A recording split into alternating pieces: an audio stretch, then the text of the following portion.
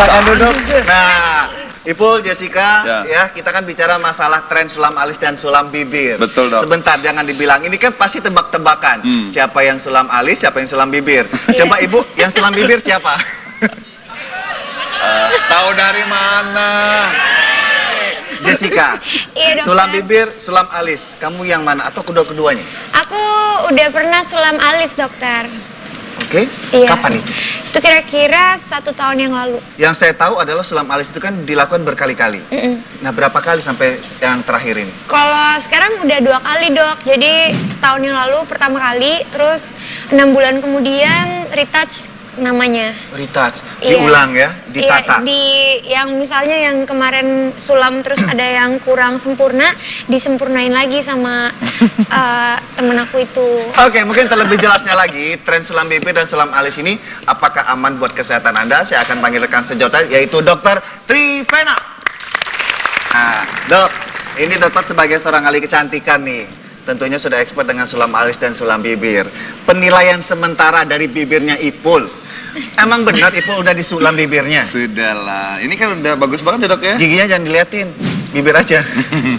Ada berkurang pigmennya ya, pigmen warna yang mungkin agak kehitaman awalnya. Jadi dengan pigmen yang dari sulam bibirnya itu jadi lebih merona. Lebih merah, Iya. merona. Jadi gini, ada banyak wanita kan yang ngeluh misalnya warna bibirnya itu enggak sama ya, agak lebih gelap. Misalnya karena rokok atau misalnya bentuknya nggak sempurna. Oh iya. Jadi sulam bibir itu bisa juga memberi warna, juga memberikan bentuk, menegaskan bentuk. Sebenarnya basically adalah dari tato. Kalau tato dulu bisa sampai tintanya tuh bisa sampai ke dermis, dia cuma di epidermis aja. Oh, berarti istilahnya kalau zaman sekarang yang kemajuan teknologi, tinta yang digunakan bahan untuk menyulam itu hanya sampai lapisan kulit atas. Ya. Itu tujuannya meminimalkan resiko. Resiko Kalau dan dulu tuh betul. dermis dalam banget. Iya, dalam kan Resikonya nggak lebih bisa besar. hilang. Iya.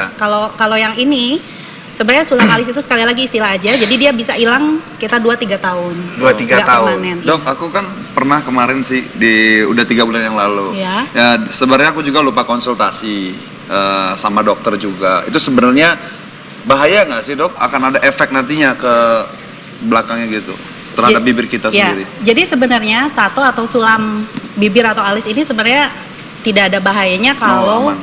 dengan syarat tertentu ya. Jadi lebih ke arah gimana teknik kita mengerjakan dan juga alat-alat yang digunakan. Itu sangat Ya. penting sekali ya. Ya. Apalagi tadi dokter ada mengatakan bahwa ada kontak antara jarum kemungkinan. Betul. Dan kita tahu bahwa jarum ini menyimpan yang namanya 1 tetes darah. Apabila itu diambil dari orang yang terinfeksi sesuatu, hepatitis, apalagi HIV, kemudian digunakan ke orang lain, tentunya penularan itu terjadi. Ya, itu dia. Gitu.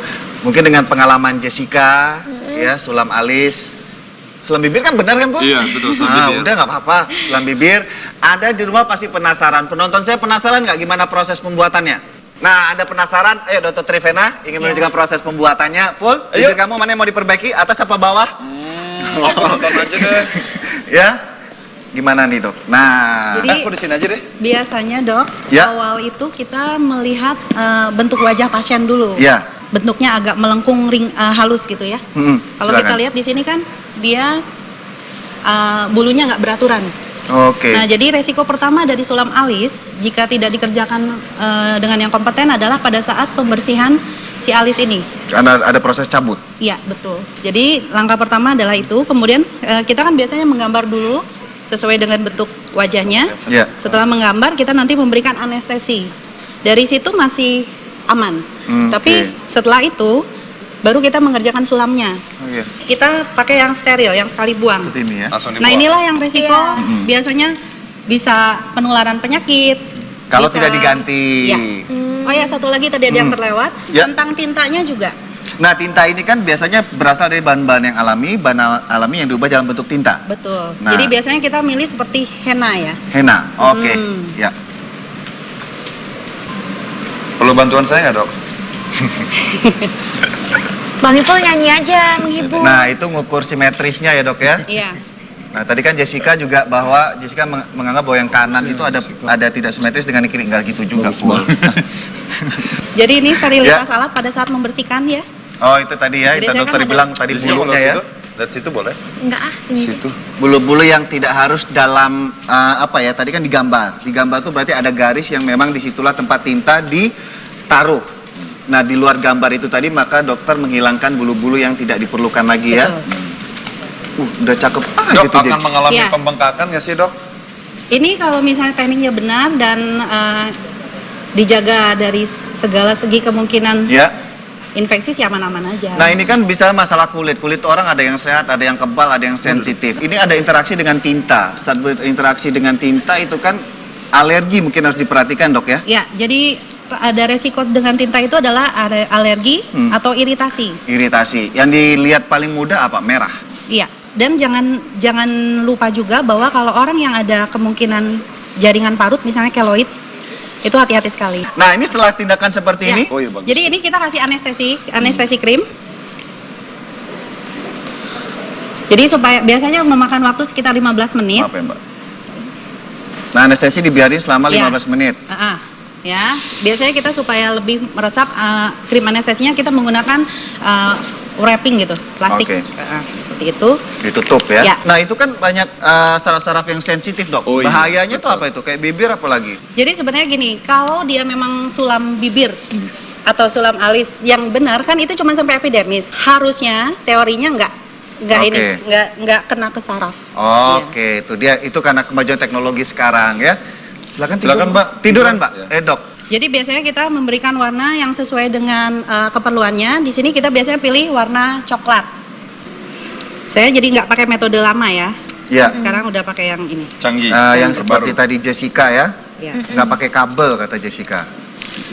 Pakai baterai mungkin kemarin waktu itu. Iya. Jadi ini alatnya, nanti dia bergerak dengan ada beberapa kecepatan. Kita biasanya sesuaikan dengan kebutuhan pasien ya. Ya. Nah, itu jarum sudah dimasukin bahan tinta, sekarang tinggal dikontakin Ya. pada area alis. Gak usah tegang mbak, santai aja mbak. Jadi bedanya sulam alis dengan tato pada umumnya, kita itu membentuk kayak garis-garis rambut. Oke. Garis-garis seperti bentuk rambut yang alami. Nah, di sini kan kita lihat ada resiko perdarahan mikro. Ya, perdarahan kecil ya. Nah, ini yang harus kita hati-hati banget. Makanya request jarum itu ya, tadi yang steril. Jadi kita kerjakan seperti ini sampai bentuk yang diinginkan. Setelah itu ada proses apa lagi, Dok? Kita biasanya memberikan krim antibiotik. Krim antibiotik karena ada proses tadi perdarahan itu ya. Dan tadi, jadi informasi bahwa nggak boleh kena air. Oke. Terus kemudian kan ini ada tintanya. Ya. Nah, tinta ini nggak boleh dikeletek. Jadi harus biarkan melupas sendiri. Oke, seperti itu. Biasanya sempurna tuh 7 hari. 7 hari ya. Beri tepuk tangan buat Dokter Trivena. Yang terpenting bagaimanapun ya, keputusan Anda secara individu untuk memperbaiki penampilan itu adalah hak Anda. Tapi yakinkan lagi pada Anda dan juga ahli yang mengerjakannya mengenai kondisi dari memperbaiki penampilan. Jangan sampai mengancam kesehatan Anda sendiri. Ya, setelah ini masih banyak informasi yang menarik. Jadi tetap di Dokter Os Indonesia.